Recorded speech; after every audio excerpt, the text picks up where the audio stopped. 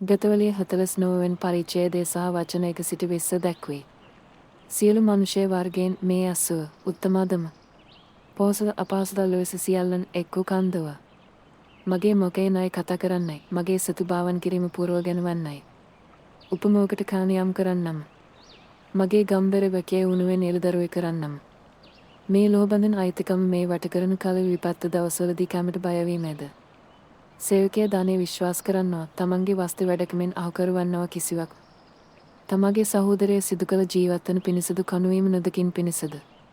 ඔහු නිදහස් කරනටවත් ඔහු දෙසා දෙවියන් වහන්සේට මැදම මලයක් දැනටවත් කිසිද සමර්ථ නොවේ.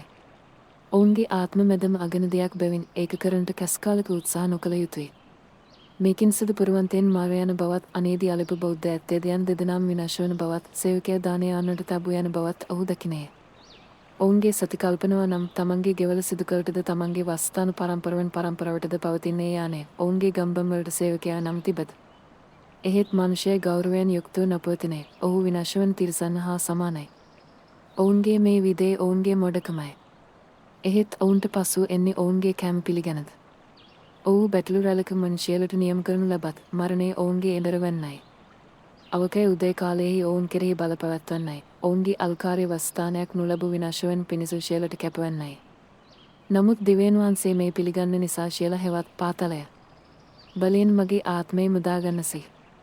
යමක් ධනවත් වන කලෙහිදී ඔහුගේ ගිය වාශ්වරයයි වැඩවෙන කලෙහිදී බය නොවිය. මේකින් සිදු ඔහු මරණ කල කිසිවක් ගැන නොයන්නයි. ඔහුගේ ඉසුරු ඔහු අනුව නොයන්නයි.